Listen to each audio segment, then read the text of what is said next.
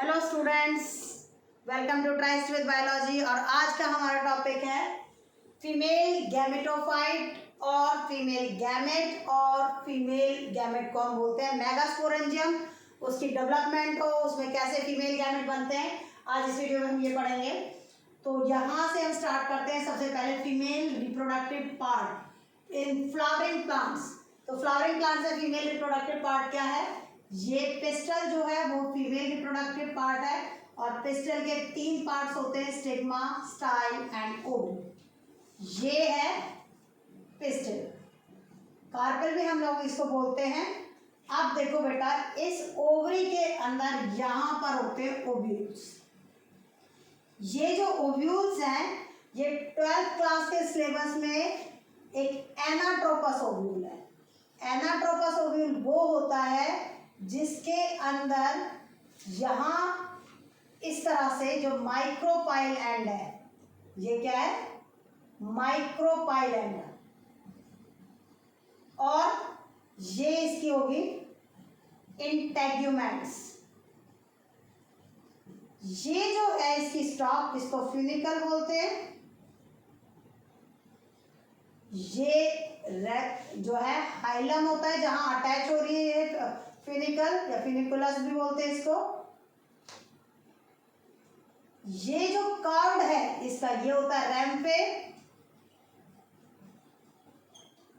और यहां पूरा अंदर जो सेल्यूलर मास भरा होगा उसको हम बोलेंगे न्यूसेलस। इसमें सारे में सेल्स भरे हुए हैं, ये है न्यूसेलस। अब यहाँ मैंने आपको कहा था कि एनाट्रोपस ओव्यूल है सिलेबस में 12th क्लास के में। तो एनाट्रोपस ओव्यूल कौन सा होता है? जिसमें माइक्रोपाइल और ये फ्यूनिकल एक ही रेडियस पे होते हैं, दोनों बिल्कुल आमने सामने। इस तरह से बना है तो भी एनाट्रोपस है। अगर हम इस तरह से बना रहे हैं तो भी ये क्या है? एनाट्रोपस। क्यों? क्योंकि भाई ये माइक्रोपाइल है, फ्यूनिकल एक ही रेडियस पे आ रही है दोनों। तो ये भी क्या है आपका, जो है एनाट्रोपस ओव्यूल। बस पोजीशन को उल्टा करके बना दिया है। जो ओव्यूल्स इरेक्ट होता है, बिल्कुल सीधा होता है। कुछ और टाइप्स भी है इसकी।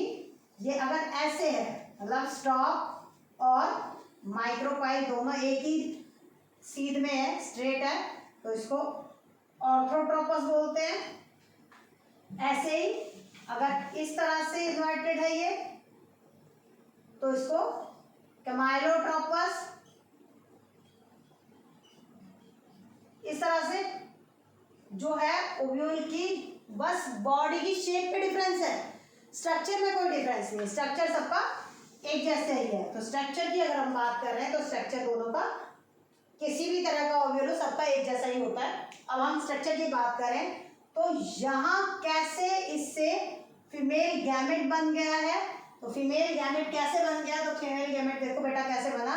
जो फीमेल गैमेट है इसमें ये जो बनता है यहाँ न्यूसेलस, सिर्फ एक सेल किस साइड का? माइक्रोपाइल का एनलार्ज होगा।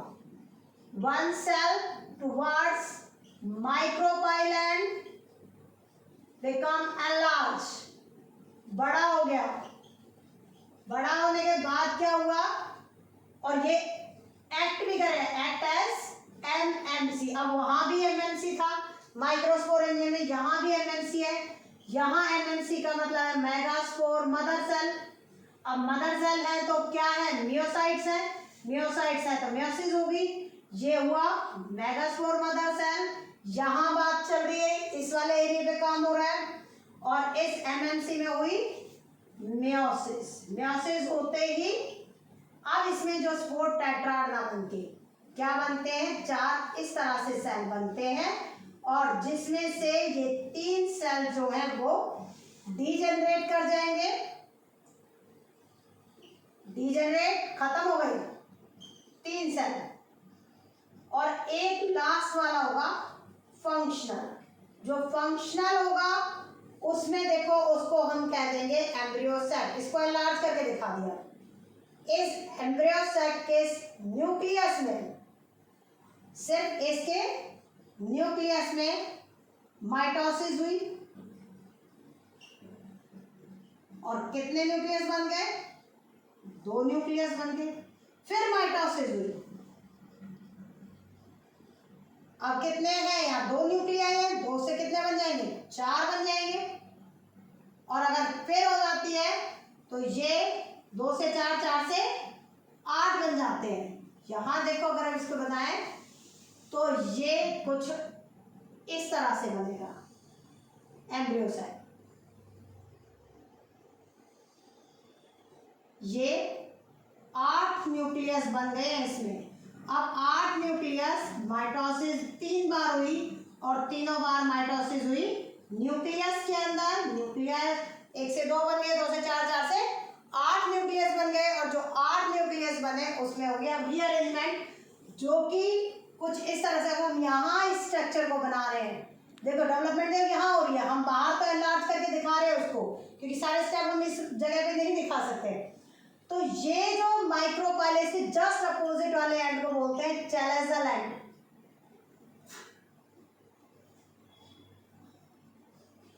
चैलेजल एंड, जो चैलेजल एंड है, अब हम जो ऊपर की साइड वाले यहाँ की बात करेंगे तो चैलेजल एंड कहेंगे, यहाँ की बात करेंगे तो माइक्रोपाइल एंड कहेंगे। किसमें? एम्ब्रियो सेल में। तो माइक्रोपाइल एंड की साइड 3 सेल जो है वो बन जाती है। 3 न्यूक्लियस इसमें से माइक्रोपाइल की साइड गए, उनमें वॉल फॉर्मेशन हो गई और 3 सेल बन गए।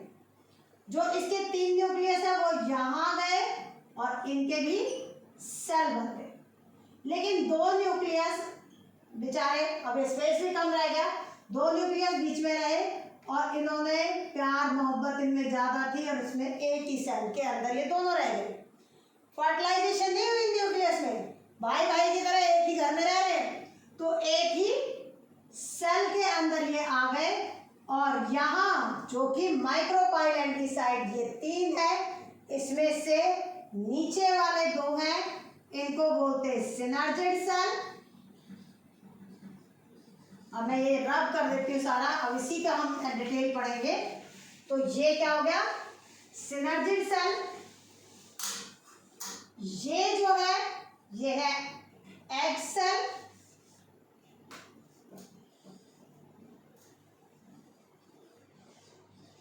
सिनर्जिड सेल और एग सेल कंबाइंड जो बना रहे हैं वो क्या बना रहे हैं? इन दोनों को कंबाइनली हम बोलते हैं एग एपरेटस। क्या बोलेंगे? Egg apparatus. इस सिनर्जिड सेल के पास में इस तरह से भी एक स्ट्रक्चर होता है, इस स्ट्रक्चर को बोलते हैं हम फिलिफॉर्म एपरेटस। और जो ये फिलिफॉर्म एपरेटस है ये करता है provide path for the entry of pollen tube. जब फर्टिलाइजेशन होगी तो पोलन ट्यूब को यहां से एंट्री अलाउ करेगा। ये कौन? सिनर्जिड सेल में एंट्री इसके थ्रू होगी, फिलिफॉर्म एपरेटस के थ्रू।